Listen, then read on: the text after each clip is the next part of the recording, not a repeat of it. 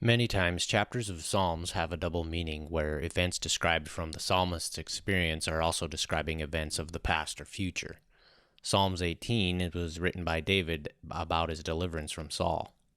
But David's description of torrents, storms, dark rain, clouds, hail, thunder, lightning, and being drawn from the deep water bear a striking resemblance to experiences that Noah would have had.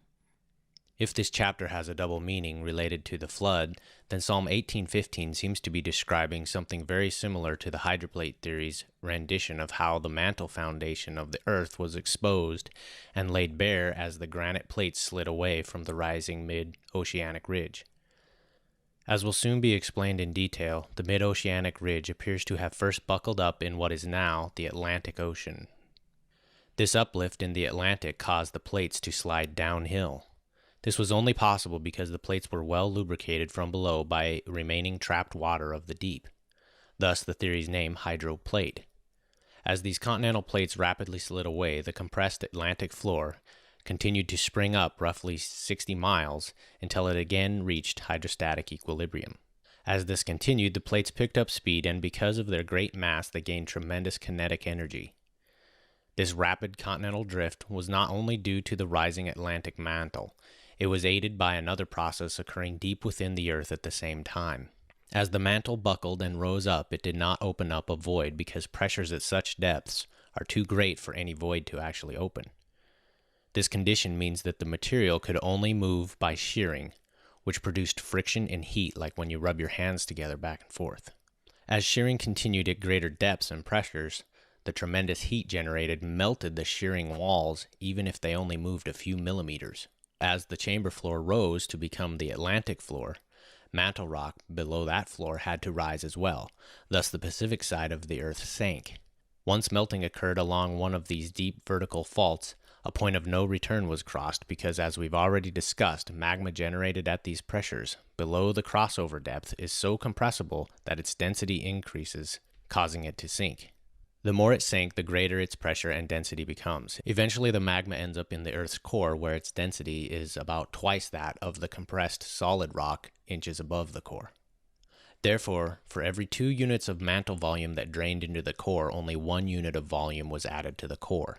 While the Atlantic edge of the plates were pushed up by the mantle as it moved toward hydrostatic equilibrium, rock on the opposite, or Pacific side of the Earth, was rapidly pulled down as the deep mantle melted and contracted by 50%. This tipped the plates to an even steeper incline and produced tremendous suction. Within hours, shearing occurred around what is now the Pacific Ocean, specifically along a horseshoe-shaped path called the Ring of Fire. This explains why the Ring of Fire is the most volcanically and seismically active region on Earth. For the floating continental plates, these two forces, both powered by gravity, simultaneously caused a rapid drift away from the bulging Atlantic floor. Because the plates were lubricated by water, they easily slid and rapidly gained speed and momentum. Later we'll cover, in much more detail, exactly how the center of the Earth melted, which resulted in subsidence and burial of the Pacific plate. But for now, we will continue to follow the chain of events occurring on the rapidly sliding American, Eurasian, and African plates. This rapid sliding of plates resulted in the formation of the Atlantic Ocean basin and explains why the Atlantic shorelines of the Americas and the Euro-African continents fit so snugly against the base of the mid-Atlantic ridge. Eventually, the rapidly sliding plates either ran out of lubricating water and ground into the mantle or hit obstacles like the mid-oceanic ridge in the Pacific. Hydroplate theory labels this the compression event, which occurred in approximately 1 day as the plates crashed to a halt. Friction from the fast-moving plates sliding on rock at high pressures melted the surfaces. Because granite is composed of differing minerals with differing melt points, most of the magma produced was from quartz, which has the lowest melting point of granite's 4 base minerals. Water still trapped under the plates and in the sliding porous surfaces dissolved into the accumulating magma, which dropped the magma's melting point even further. As the plates decelerated, the tremendous momentum fractured and thickened the material as it compressed. As the material buckled, fractured, and thickened, the forming continental surface rose high up out of the floodwaters. Rising mountain chains and thickening plates lifted and trapped large inland seas on top of the continents. Much of this water remained trapped for centuries. So after the flood, much of the continent's shelves were above sea level. For several generations, animals and people were relatively free to move from continent to continent. As the plate material was rapidly crushed, most cracks were quickly filled with extremely high-pressure quartz magma injected into them from below. Coal and oil deposits are viewed as the product of millions of years by evolution. However, multiple lab experiments show that these materials can be rapidly produced via extreme heat and pressure. Likewise, metamorphic rocks like marble and diamond form quickly under similar extremes. Carbon-14's rapid decay rate should yield extremely low, almost non-existent levels in these deposits if they're millions of years old. However, the consistent measurement of large concentrations of carbon-14 in coal, oil, and even diamonds is a glaring contradiction to the millions of years concept. This is rarely discussed. Hydroplate theory's concept of a recent compression event as a result of the Genesis flood provides the work required to generate the extreme one-time conditions that produced and concentrated these organic-based products rapidly. Of course, the high carbon-14 levels are expected if this all happened very recently, rather than a surprising anomaly for theories that promote an old Earth. This is all well and good to show in an animation, but what physical evidence is there for rapid deceleration and crushing of the continental plates? Areas like deep canyons with deep fractures reveal the top of the bedrock granite of continents. Here we see Colorado's Gunnison Canyon. These areas indeed show that the material has been rapidly crushed and injected, producing a spider web of quartz veins. Only rapid crushing combined with the lowered melting temperature of water dissolved in quartz would explain why both large and small cracks are filled with quartz.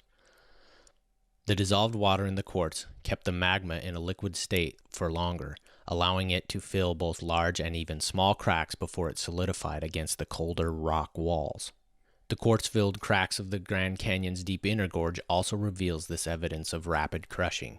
While the basement rocks show that the material was rapidly crushed, many sediment layers further show that this crushing and compression must have been due to a rapid and massive deceleration event. How were these sandstone layers tipped and beveled so evenly? This again points to a rapid, one-time event. Similar evidence is seen on a large scale. The Grand Canyon's great unconformity of beveled layers speaks to the scale of this event. Layers below appear to have been cleanly sheared off with flat layers then stacked above. What forces or mechanisms could do this so evenly? Uniformitarian geology's label of unconformity betrays the lack of an explanation for this feature. We'll soon see beveled layers are actually strong evidence in support of hydroplate theory's compression event. Uniformitarian geologists note that fossils are only found in the horizontal layers above the beveled line. This has led to the belief that life suddenly began after these layers were beveled. This is termed the Cambrian explosion, where all animal and plant life suddenly appear at the base of the Cambrian layers. Rather than speculation, hydroplate theory will show the mechanism that explains why fossils are only found above the great unconformity. The crushing, compression, and deceleration of the compression event readily explains all these observations. If you'd have placed an indicator in the soft sediment layers produced by the flood before the compression event, it would have moved with the rapidly sliding plates and sediments. But as the plates crashed and began slowing, the indicator would have bent in a direction of the deceleration, showing that the force of deceleration was present and indicating its direction. As the deceleration occurred, resistances not only slowed the plate but compressed it, causing it to buckle up at certain points of weakness. This caused the soft, unhardened layers still filled with water to incline and deform with the buckling plate surface. As the plates decelerated and compressed, the sediment layers did too. Because they were still all water-filled and unhardened, the compression and repacking of particles once again produced massive liquefaction within the layers, as water was squeezed out and forced up. Because the layers were all now steeply angled rather than flat, any low-density items like flora and fauna were rapidly swept into and along reopened water lenses within the layers. This material was transported uphill as water powerfully flowed from high to low pressures. This explains why lower regions below the unconformity contain no fossilized remains.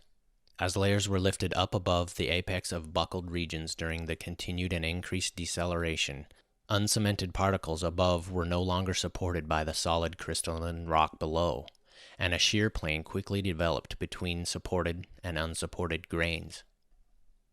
These upper sediments were quickly infused with the waters flowing up from the liquefaction lenses of the tipped yet supported layers below. The flora and fauna from these lower layers were rapidly transported into the upper sediments. Eventually, the unsupported sediments, plants and animals, now infused with lubricating water, slid along the shear plane, which easily beveled the still soft layers below. As this occurred, liquefaction again sorted particles, forming new horizontal layers above. Notice how hydroplate theory is the only theory that provides detailed cause-to-effect reasoning and a physics-based description of forces and mechanisms explaining how these features formed.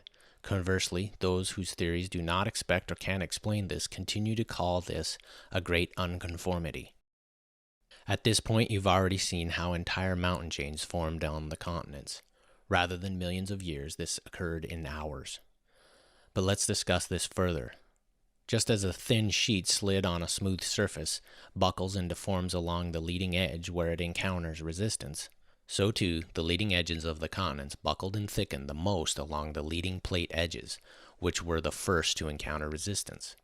This explains why the dominant Andes and Rockies mountains formed on the leading western side of the plates and run parallel to the Atlantic mid-oceanic ridge. Likewise, the dominant mountain chains of Africa also run parallel to the Atlantic mid-oceanic ridge, but as expected are located on the eastern shore of the continent. Here is yet another example of evidence of rapid compression that must have occurred while all layers were still soft. Rock does not bend. This picture of finely compressed layers in the mountains of British Columbia is impossible to explain from an evolutionary perspective of individually deposited and hardened layers over millions of years. Material mechanics does not support this idea. Hard and brittle rock layers do not deform like this without cracking in hundreds of locations. All these layers must have been soft, having been deposited at the same time. Months later, while still unhardened, they were rapidly compressed like an accordion as the sliding North American plate decelerated to its current position. Later, limestone precipitated out of the water and the water drained out, cementing the deformed layers into hardened, brittle rock long after the deformation. This yet again supports the idea that the high mountains we know today formed quickly after the flood. Large plateaus are found adjacent to large mountain chains. The Colombian, Colorado, and Himalayan plateaus all lie next to thick, massive mountain ranges. Geologists like Professor George Kennedy recognize the puzzle presented when attempting to explain observation by physical means. He asks, what mechanism would cause a large volume of low-standing continents to rise rapidly a mile into the air? Furthermore, evidence from gravity surveys suggests that the rocks underlying the Colorado Plateau are in isostatic balance. That is, this large area is floating at its correct elevation in view of its mass and density. Recent seismic evidence confirms this in that the depth of the moho under the Colorado Plateau is approximately 10 kilometers greater than over most of continental North America. Kennedy concludes, we have then a double-ended mystery, for the Colorado Plateau seems to have grown downward at the same time that its emerged part has risen upward. Here we see graphically what Kennedy found so peculiar. What forces caused the plateau's layers to rise up, while at the same time the density boundary of the Mohorovicic discontinuity was forced down? With a lens of millions of years, the forces involved are vague and mysterious. Terms like uplift may vaguely explain what obviously happened, but it completely fails to provide a mechanism that actually explains the results that we see. Hydroplate theory readily explains the forces and the mechanisms that lifted the plateaus. Let's explain. It was simply hydraulic lifting at work due to temporary imbalance of forces after the compression event. The causal force was again gravity. As newly formed massive and high mountains sank down, the relatively thin adjacent continental material was hydraulically lifted over time, creating a plateau. Large plateaus are always found adjacent to large mountain chains. The Colombian, Colorado, and Himalayan plateaus all lie next to thick, massive mountain ranges. Hydroplate theory uniquely explains the essential conditions that both raise the plateaus and cause the moho beneath to be depressed. But where did the liquid under these mountains come from? As we've seen, magma chambers are not the result of plumes rising against all odds from Earth's core. Rather, the magma was produced by the friction and heat generated as the buckled and thickened mountains sank into the mantle. Water then dissolved in the magma, reduced its melting point, and this is why volcanoes in these areas today release so much water during eruptions. These volumes of magma were generated mostly under buckling mountains, which in turn contacted more heavily with the mantle surface as they slid. Over the centuries following this event, the magma under the mountains was slowly injected under adjacent thinner layers of the plates. Again, notice the lack of mystery here. This all happened as a natural function of gravity acting on massive mountains as they slowly sank like giant pistons. The fluid beneath spread sideways under the thinner adjacent crust until enough pressure was generated to shear the material above. This shear line formed a somewhat vertical fault. The fault was injected with magma from below, which lubricated each new block and allowed it to rise even further until it locked up against the neighboring block. Once the block was either restrained or rose high enough, continued pressure from the sinking mountains began building pressure under the next segment of material. Once it failed in shear, it too was lifted, and this is how block-faulted features like the Grand Staircase formed. It is also the mechanism that lifted plateaus to their current state. Since each block's mass and area was tiny compared to the mass and area of the nearby sinking mountains, the blocks were raised over a mile above their surroundings. Along some faults, pressurized magma reached the surface and spilled out on top of sedimentary layers. The hot liquid pooled at low points in the topography and hardened and years later protected the sediments below from violent flows as huge inland lakes breached and scoured away soft sediments as they drained. In some areas, these became buttes like Red Butte in northern Arizona, which is capped with a thick layer of volcanic rock. The weight of the injected magma combined with the weight of the lifted plateau and the simple driving mechanism of gravity further explains the second half of the plateau mystery. Naturally, the moho boundary was pressed down by the extra weight of the magma under the plateau as it too settled back into hydrostatic equilibrium. Two more observations are also explained. Mountains were heaviest, so they settled more. The moho is the deepest under the mountains. Conversely, the moho is exceptionally shallow over ocean basins. As the continents settled down, the ocean floors had to rise in compensation for the downward flow of matter, just as the topography of a waterbed does when you lay on it. Finally, the hydraulic lifting of the plateaus is the key to understanding how the Grand Canyon actually formed on the Colorado Plateau. As the plateau was lifted, huge inland lakes were lifted as well. Here is a map of the Four Corners area of southwestern United States. Some people will say the Grand Canyon was carved during Noah's flood.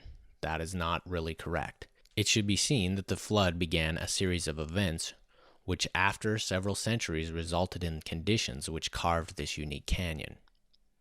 Centuries after the flood, as the Rocky Mountains sank, the Colorado Plateau was hydraulically lifted. Two huge inland lakes, Grand Lake, discovered by Walt Brown, and Hopi Lake, were located on this forming plateau, and they were also lifted. Eventually, Grand Lake, with a volume of about that of Lake Michigan, breached a natural dam located at the funnel feature in this circle. It spilled out across the upper sediments, still soft and impregnated with floodwaters. Once the body of water began flowing, the low pressure caused all waters in the lake to flow toward that low pressure point. As happens with flowing fluids, a widening funnel-shaped channel was quickly carved and the lake spilled out over the sediments in northern Arizona. The eroded funnel scoured sediments until it reached the thick layer of hardened limestone today known as the Kaibab deposit. The erosion widened the channel to about 12 miles across and formed the Echo and Vermilion Cliffs, which overlook Marble Canyon. Because the material above was removed so quickly from the Kaibab, it buckled, arched up, and cracked in tension down the middle of the channel, producing narrow Marble Canyon, similar to what happened when the mid-oceanic ridge buckled up. Sediments were quickly washed away in sheet flow as water from the lake combined with water already in the sediments. These were the conditions which began what is referred to as the Great Denudation, where around 1,000 vertical feet of Mesozoic sediments were stripped off this region in northern Arizona. Remember how I said Red Butte near Williams, Arizona survived this scouring? Here is the most likely way all that volcanic rock ended up on top of it. At some points, magma from below the plates that pushed up the plateau traveled up along the sheared faults and burst out above the newly formed sediments. This naturally flowed to low spots in the sediment topography where it cooled and hardened. As Grand Lake breached, the torrent of waters eroded the soft sediments. As sediments were swept away, the thick, hardened layer of volcanic rock capped and protected the sediments underneath, forming a volcanic capped butte. As this massive sheet flow of sediments progressed, the flow eroded and undercut the western bank of Hopi Lake, which rested about 250 feet above Grand Lake in elevation. Hopi Lake soon breached and added to the catastrophic flow. There are many other strong evidences that corroborate this unique scenario that hydroplate theory presents. Like comets and asteroids, however, I will move on as this would greatly distract this overview. It should now be clear that the tiny Colorado River, which is a pretty normal river, even when it is not dammed up, could never have carved the Grand Canyon. Only the unique conditions explained by hydroplate theory fully account for how this land feature formed. To continue with the hydroplate theory overview, please click the following link to the next segment.